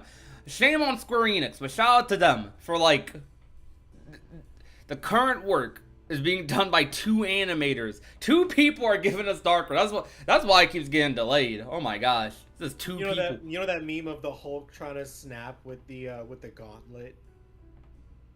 Yeah. That's the 2 guys right now. That's them trying to finish Dark Road. And Thor and Rocket is just like Square Enix and us being like, you got this, bro. Various improvements have been made, resolves various mysteries up to now. They say that every Caged game. It will also make new ones. It took a lot of work to recreate the chess scene for Dark Road. There were many hurdles from Disney? Okay. Many hurdles. And then Disney getting involved in Dark Road? I could see it, because I'm not gonna lie, the stuff they were doing with Dark Road story was kind of like, that was kind of nice. I hope it ain't too bad, though. Nomura didn't finish the anniversary artwork until 10 a.m. Oh my gosh. He didn't finish until 10 a.m. that same morning. He stayed up all night to get it done. Asked Hazama to help him buy some shampoo, but he didn't make it in time before the event started, so here we are. Okay. Is exhausted by rehearsal. Nomura was burnt out after Cage 3. Realizes that he's really been recognized in these 20 years. He wasn't very well known when the first game was released. Now that the series has become much more prolific, he doesn't have as much freedom as they used to, but his development ideology hasn't changed. Cage 3 has sold a record high of 6.7 million units as of September 2021. That's a lot. That's a lot. Nomura reminisces about his school days when he lived only 5 minutes away from the ocean. He inserted some of his own life experiences into the game, such as spending time eating ice cream with friends. He isn't very good at action games, but tries to be conscious that KH can be played by everyone. He's not keen on too much fantasy. Instead, he prefers something in between reality and fantasy, like Versus 13, but just a little bit out of touch with reality. What Nomura wants... What? I said like Versus 13. Yeah. What Nomura wants to portray in Kingdom Hearts is that our hearts are connected and anyone can be the hero. Sora may be gone, but his heart is still connected to others. It makes sense for him to disappear. First started work on Kingdom Hearts in 1997. Okay. Have given out all of the information we can right now. Perhaps the next time Nomura appears in person will be the 25th anniversary. Okay. He literally came out to do this event, and then he's about to like go back into his little cave, so he can keep working on Kingdom Hearts games. Yeah. So Kingdom Hearts getting more popular has definitely had Disney get on it a little bit more, which is very scary. That is very scary, honestly. I just gotta hope things turn out all right. Honestly, I still feel like that him being burnt after Cage 3 comment's interesting. That kind of contradicts what he said in the Ultimania. But if you felt burnt out, then that's how it is, you know. In the Cage 3 Ultimania, he said he felt like he couldn't wait to get started on the next arc, or he felt like he needed to get started on the next arc immediately. Like he felt like he wasn't done. Maybe it meant after Kingdom Hearts 3 Remind he was burnt out. Perhaps. Or I'm thinking now, looking back, he probably felt like he needed to do more out of obligation, because that is kind of how he is a little bit.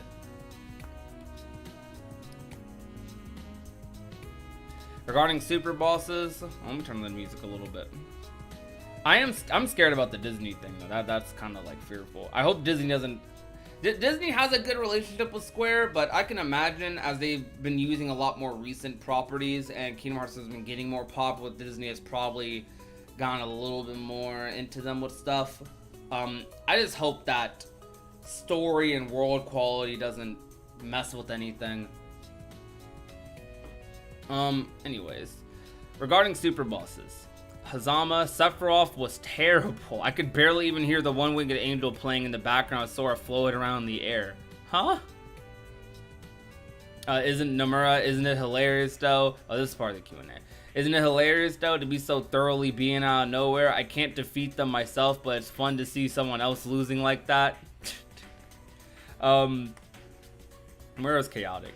Regarding the lack of live stream. Okay, I'm interested in this. When you're live streaming something, there's a lot of work that goes into making it available for the overseas audience. Subtitling it, having an ad here to a script. Then I might inadvertently leak some undisclosed information, in which case I'd say, boy, am I glad we didn't live stream this. So, says the one always getting angry about it. That's what Zama said. I honestly understand that, but it still just sucks, you know? Like that really just sucks. That we, like, I'm grateful. I'm not that mad about the 20th anniversary event at all, because like not anymore, because they released a trailer immediately. That's what, as long as they do that, cool, do your thing. Just make sure you release the stuff when it drops, because before in the past they would have events like this and they just wouldn't release stuff for like ever. So that sucks. Excuse me. Are nobody emblems natural? Do humanoid nobodies have them? Is this something you all care about? No, that's exactly the first thing he said. No, the humanoid nobodies don't have them. They're sort of like pure-blood heartless, and not only emblems, or in this case lesser nobodies, are marked with the symbol. Who exactly is Demix? If I reveal it here, then I'm not going to show it in-game then, okay? I'll show it someday. Yikes. Wow. He better not be the master. Doubt it. Do you get inspiration from Utada Hikaru's music? Always. We don't work on the opening until we receive her music. It's indispensable. That's good. That's why the openings be so good. At the end of Union Cross, the player's heart melts into Xehanort's heart. You'll understand when you see the final chapter of Dark Road. Oh. So... Okay. What the heck? Oh my god, I'm pissed. Okay.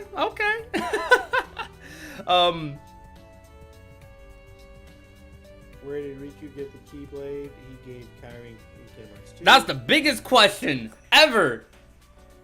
He said, we'll follow up on that somewhere in the future. Oh, nah, bruh. Basically, I ain't explaining But nothing. he definitely did explain that. You know that was a pressure. Like, I ain't oh. explaining nothing. That's how you know he didn't pick the question. Laura had black Air Forces on. That literally, that is one of the worst scenes in Kingdom Hearts history. I'm straight up. Just in terms of logic, that is one of the worst scenes ever. That made no sense. I have to rely on my own headcanon so I don't make myself angry. I have to ignore the scene. But So here's my headcanon for anyone that wants to use it so that you're not getting angry at that. When Kairi jumped off and tried to reach Sora when she was being tackled by shadows, that caused her Keyblade to appear, and that's what caused like the flash of light, just like when Sora got his Keyblade and it dispelled the darkness. But when Kairi's appeared, she didn't immediately grab it. So when Riku picked her up, he had to pick up her Keyblade and hand it to her. why? That's my headcanon. I don't know And what to that's say, what bro. we're sticking with. That's what we're sticking with. That is what we are sticking with. Why did the story diverge based on who won or lost the battle with Yozora? It's a difficult battle, so we thought it'd be nice to have something to see even if you lost. That's all there is to it. Exactly. Exactly. I literally have been saying this so much. Exactly. Neither ending matters. It don't matter.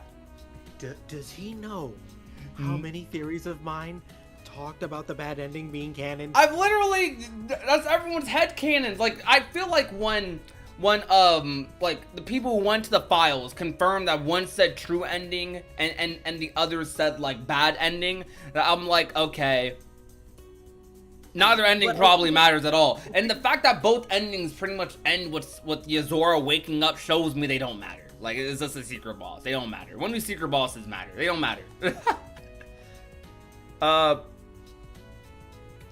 Let's see. Did FMA realize the player's true intentions in Union Cross's ending? It's a pretty sad. Oh, I just realized. You said when do secret bosses ever matter? Terra. I think Terra's like the only one. Kinda. No, Zemnis was actually a part of the lore because No. What I mean is like when you like when do the interactions themselves like matter that much? Like they don't matter that much. They're just teases. Yeah. Well, and that's the thing, like, with Zemnis, they actually made sure to include that in Kingdom Hearts 2's story. Because when he says, I've been to see him, he's referring to his fight with him in Kingdom Hearts 1. Because he went in Kingdom Hearts 1 to test Sora because Roxas was just born. So he's like, okay, let me test his Keyblade Water and see how he is without half of his power. And I think it was also to maybe get memories to make Shion. I'm pretty sure that was also what he was doing. Roxas also like has dream flashback of that fight as well, so that's another thing. Did FMA realize the player's true intentions in the Union Cross ending? It's a pretty sad goodbye, but there's still a lot to be said about FMA, so be sure to check out Missing Link. Past stories will be resolved in that game. Of course. When did Nominee and Ansem meet? When there was no one else left in Castle Oblivion, Organization 13 had been eliminated and Sora and Riku were gone, so they were like, well, now what do we do? They were basically just like, oh, okay. Well, you want to come with me? Sure. It wasn't that amicable, was it? It wasn't, but I didn't show it because I thought people would be able to figure out what happened on their own. Okay. Why did Riku's hair get shorter in Dream Drop Distance? Everyone's kept saying that his hair is too long in KH2. Thank you! And I should cut it off, so I did. Yes! Good! I didn't say that. Good! It was everyone. Good! I'm fighting everyone. Good! I didn't even say anything, but good! Long hair Riku, whack. I don't want to see that. What is the... Oh, this is an interesting question. Remember this directly from Union Cross ending. What is the world of whatever that says? The Master of Masters was talking about. That's the symbol you see in Kingdom Hearts Key in the finale, and that cutscene with the Master and Darkness. The name hasn't been mentioned yet, since we were merely foreshadowing, but it's in the script, so you can expect to learn more in the future. However, if you have a good sense, you might be able to figure it out. I feel like it's probably Quadratum. So, okay. I got a couple more questions. Why was there noise in the sky after Ephemer and Scold left the data world on Union Cross? There's no deeper meaning to this, it's just an effect. People tend to misunderstand this kind of thing. Hazama says in the background. How did Isa receive the scar on his forehead? Ooh, why is it a Rakusen sigil? Good question. There's a story with Lee and Isa and the girl they were trying to rescue. Stay tuned for the future. Yo! Okay, he confirmed that connection I thought about. Let's go. That is connected. That's hype. Why did Master Xehanort take over Terra when he was old and not when he was young? Because he didn't have the power to do when he was younger. What is the difference between falling into darkness, as happened to Riku and Aqua, and becoming heartless and creating nobodies? Difference is whether or not the heart remains. Dark Aqua is pretty cool, and I like her a lot, so I wanted to show her a little more. Okay. He just said Dark Aqua is cool. I mean, the fans like Dark Aqua, so I guess he's right. Regarding Xehanort and Dark Road. The mystery surrounding Xehanort will be revealed in the final chapter of Dark Road. You'll also find out why Xehanort's hair became the way it did. His hair? You mean like no hair? No, I'm pretty sure he's referring to, because if you look at younger Xehanort, Oh, yeah. his hair is a little different from young Xehanort. Yeah, true. I didn't even question that much, but okay. I just figured, like, because it is like a 4-year difference, right? People's hair changes. Whatever. I guess. Well, will we even learn why Maleficent thought the Book of Prophecies was in the black box? I thought we explained it in Union Cross, but I guess it wasn't clear to everyone. I think I'll have Maleficent talk about it sooner or later. In KH3, Xemnas breaks Lee's Keyblade and says, "Your Keyblade is no more." Yet Lee continues to use it regardless. The nuance is that even if Lee summons his Keyblade again and insists on fighting Xemnas with it, he'll just continue to break it. It's impossible for Xemnas to get rid of it for good. Yeah, I figured that much. It's a Keyblade. You can't get rid of that. Keyblades just can't be broken like that easily. Yeah. Regarding Roxas and Shion's return, I actually had last-minute doubts about their return in KH3. In fact, I originally wasn't going to revive them at all, but fans' voices were so strong that I felt I had no choice but to bring them back. Good. There are parts of the story that I won't bend, but when I am having trouble, I will consider what everyone is saying. I respect that. But I think that was a good decision, so good on you, fans. Yes. Good on you. Dog. I would have been so upset if everyone but Roxas and Shion had a happy ending. Honestly, out of the whole Days trio, Axel would be the one I would get rid of, if I'm being real with you. I would have tried to track down tomorrow and be like, look, put your hands up, because you being mad disrespectful right now. Put your hands up. Let's go. Let's read the voice actor messages a bit. 120 actors were recorded for KH1. Nomura wondered if it was really possible to have a serious story while exchanging dialogue with Goofy and other Disney characters. That's understandable during KH1. Wanted to cast SRK with age-appropriate children. Okay. Sora, Riku, Kairi. Alright. Risa Uchida performed an ocean scene in Destiny Islands for her audition. Sora's Japanese voice actor doesn't remember his audition. Says it's just like Sora to not remember anything. Sora and Kairi are just like them. Mamoru Miyano is also a lot like Riku. KH is the work that made him who he is. This is from Sora's wait, is this from Sora's voice actor? No, this is from Riku's voice actor. Talks fondly about the Ultimania interview and photographs. It was a chance for him to make himself known to the world. Sora's voice actor said he's the one who will always play the leading role. I was happy to be able to perform with him on stage later on. And I'm just quoting stuff. Okay. The Japanese voice actors for the main characters in K, they like love Kingdom Hearts. Like the English voice actors, like they like it, but like they're like kind of just celebrities in general over here. And I know Haley Joel Osment still like they have an appreciation for Kingdom Hearts a lot, but the JP voice actors, they're like Cage fans. Okay, I'm gonna read through all of these. That was a nice little Q&A. I like that. Pretty dope. Oh, there's a message from Utada at the bottom of that. Oh, yeah. I'm gonna read that. It's difficult to make a Japanese and English version of a song. I can imagine. Thank you though. It's not I'm not good at games, but I've got a copy and would like to play it with my son when he's able to. Aw. Let's go. I think he should go with what he wants, not the fans. I do appreciate Shion being back, though. Yeah, that's something I appreciate, too. Shion being back is very good. I wonder if Riku's JP voice actor thinks that Riku is a sexy guy as well. Probably. They had a beautiful scene in KH2.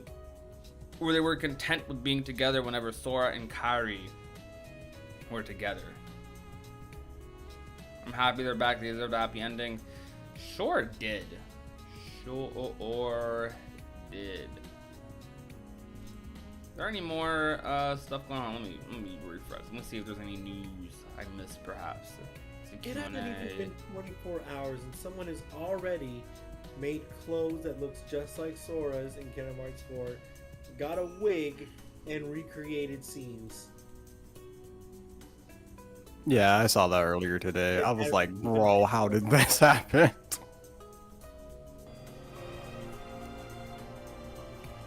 This person just had that clothes on standby. Now, I guess for the final part of the live stream, I'm going to analyze this a little bit more. We've analyzed it a little bit. We talked a little bit about it, but I'll look at it a little bit. So, the Lost Masters arc, that's officially the arc. Nothing super crazy, not super special. A lot of people theorize it was going to be called something like that anyways. Let me reread that dialogue. If this isn't the ending you desired, if it brings you despair, then leave this world for another. Okay. Your options are endless. Who's voice actor? They said it's an existing character. The heart resides within the soul, which in turn is guided by fate to its rightful place. I feel like that's that has to be like an opening line. First thing they show of KH4 is Star Wars, or one of the first things, which is interesting. Battle of Endor. The choice is yours once more.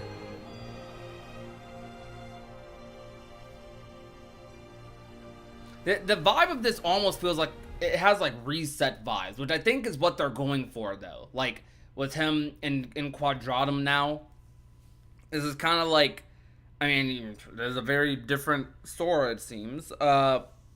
It's like a reset. He is in the afterworld. He's not near Don and Goofy, not near Riku and Kairi. I'm assuming he probably still has his memories. Is anyone able to confirm who the narrator is in JP, by the way? It's probably going to be a while before they can confirm. Nicholas, Nomura basically just confirmed neither endings are canon. So, yeah. Or neither endings really matter that much. True ending, but bad ending doesn't matter. You've been asleep since you arrived in this world 7 days ago. 7 days! Who's voicing Shalizia though? I like her Japanese voice. I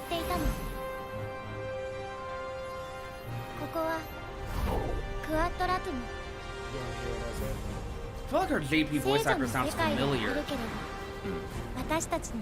For you and I, it's similar to an afterworld, I suppose. The way that thing spawns in is different. So what? It's not like other partners, which leads me to think that this isn't even a partner. Yeah.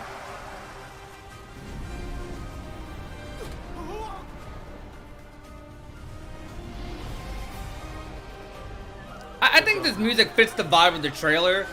It's not super duper crazy, but it fits the vibe for the trailer. It gets you hype. It gives you that mystery sort of feeling. Sora summoning his Keyblade. This is the longest I've ever seen Sora take to summon his Keyblade, but it's for effect, obviously. It's probably just for cinematic effect. Yeah, that boy running like he's struggling to summon it a little bit. I think they're playing. Actually, that could be a thing, because like he's struggling to summon it. That, and if that is a Heartless, if they're both just struggling to actually have their powers in this place, considering that they're not supposed to be here normally, then that could potentially be the reason why. Yeah, it could. But we see Sora pulling off techniques that we've never seen him pull off before. What the heck? Who's posting zip codes in the chat? Get out of here. What the heck? I don't know what that is. I'm about to hide you. Like, I'm about to put you in timeout. They're hidden. Now, no timeout. They're hidden. They just came in here spamming numbers. Never seen them before in chat. They hidden. It's all good. Anyhow, though, This scene right here, like, I feel like this is like the most like Sora scene in the trailer, I guess, if that makes any sort of sense. Like him reaching out to like summon his Keyblade, running towards like the heart. Like that's the most Sora thing in this trailer to me. Not that we really see much else of Sora in this. This is like one of the main things, so that's a good thing, right? That was cool. I like that part. He looks so weird with the Keyblade like this, bro. Especially from the back. Sora got the super groupies fit on right now. It looks interesting in game. The outfit almost looked like a mod. It's weird. Like, it has a heart sign in the center of its body like in the dark side. I like this. I like this little effect right here. I think it does this to QTE though. It's like he's like timing the attack for like a parry or something.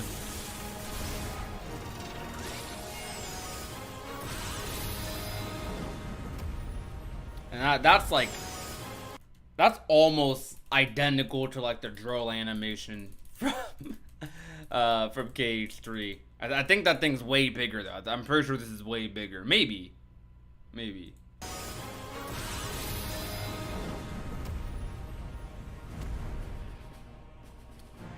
Oh, does that boss have a heart in its like dark side? That's a hole. Yeah. I think that is a heart. That's what I was saying.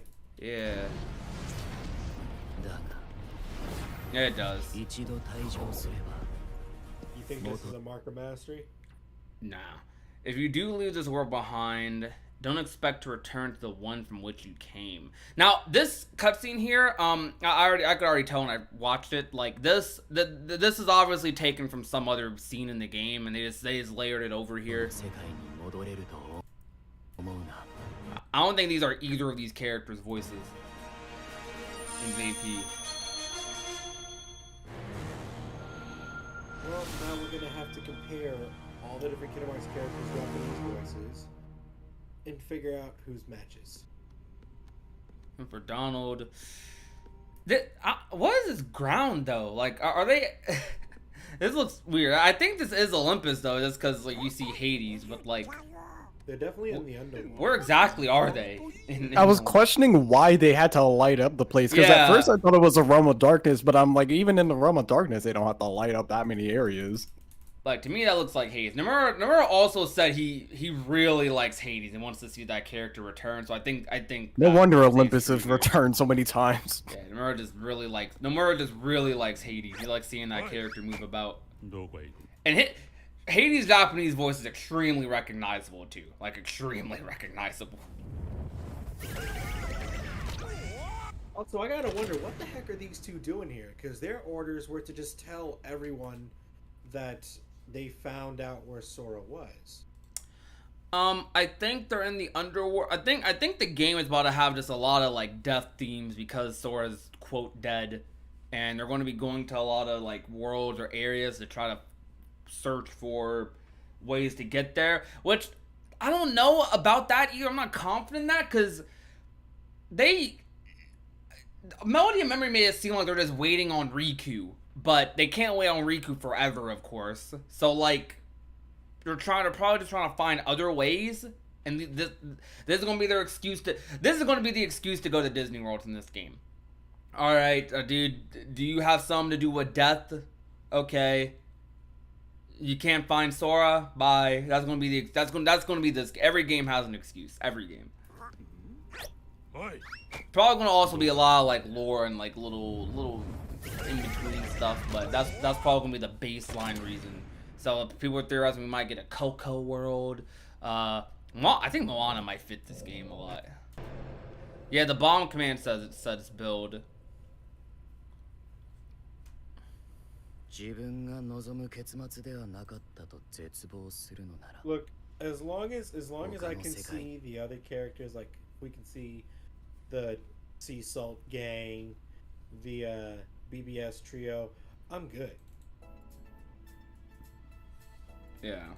I'm gonna try and not have a mountain of expectations for Kingdom Hearts 4 because that nearly ruined Kingdom Hearts 3 for me initially. Oh. because I I had all these expectations just because of like how long it was in development. Yeah. And I'm trying to craft like, oh, like how does this make sense? Oh, is this going to play out like it? And when it didn't happen the way I expected it to, it nearly ruined Kingdom Hearts 3 for me. So I'm gonna try and not do that. The way I am with expectations, I go into most of my expectations expecting to be wrong. So if I'm wrong, I'm not that surprised usually. There's some things where like if I get enough info, I end up thinking like, okay, this should be the way it goes. But as far as like story stuff, I usually expect to be wrong on story stuff. Gameplay stuff is probably where I'll be like super. My expectations might go crazy, but it doesn't take that much for me to be surprised or to like impress me with this stuff, I guess, because I like Nomura. I generally just like Nomura's style of writing and like the way they structure KH games. So I'm just hoping that this game, this is like the first time in like maybe ever where like I've been a little more like neutral or mixed on something Kingdom Hearts, and it's mostly the Quadron bit. But like again, the more I see it, the more I look at it, the more I'm like, okay, I want to see where this goes, you know. Now let's analyze the area. Is there anything? Can we see any like little chests or anything around here? Nah, this definitely looks like an area where like you just gotta go to the boss. Yeah. Scaling up. You know that initial shot out that building's window, beginning of the trailer? Like, I think you can see the 104 building, but you gotta like zoom in. Yeah, I noticed like a advertisement look that like I could see from the 104 building, so they're pretty close to it. The loser, it's the loser sign, right? It's like right next to the 104 building. It's like right at the beginning of the trailer. Oh, you mean like here? A little bit further back. Oh yeah. Yeah, right there, right there. Yeah, right there. that thing. Yeah, I remember that. So the 104 building should be right there, I think. Pause it. Okay, you definitely can't see it in this shot, but they're close by. Well, for sure. I definitely can, but You can gotta see the see. 104 building? Yeah. Where? okay. So, all right, you see that like blackish gray building? It's like in front of it. Right here? Yeah, it's like to the left of it. A little bit to the right, a little bit to the right. Oh, like back here? No. More to the right. It's in between. It's in between the black gray building and that red sign. Right there. Up. Yeah, right there. Ah, That's 104.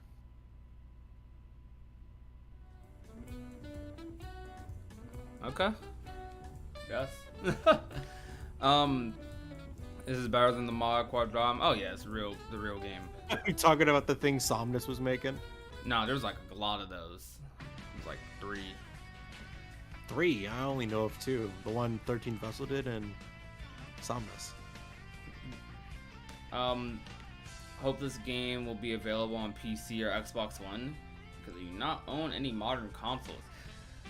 I definitely hope this game's on PC too. But the game, I might be good on a PS5. Probably don't have to get a PS5 this year because the game's probably not coming out this year. And it sounds like we're not going to get news for a while. And when they say a while, that's at least 6 months. So, It sucks. at the earliest, I think we'd get news on KH4 at the end of this year. Earliest. Now, we do have a lot of story we're going to get in between that time, though. Like, a lot of story.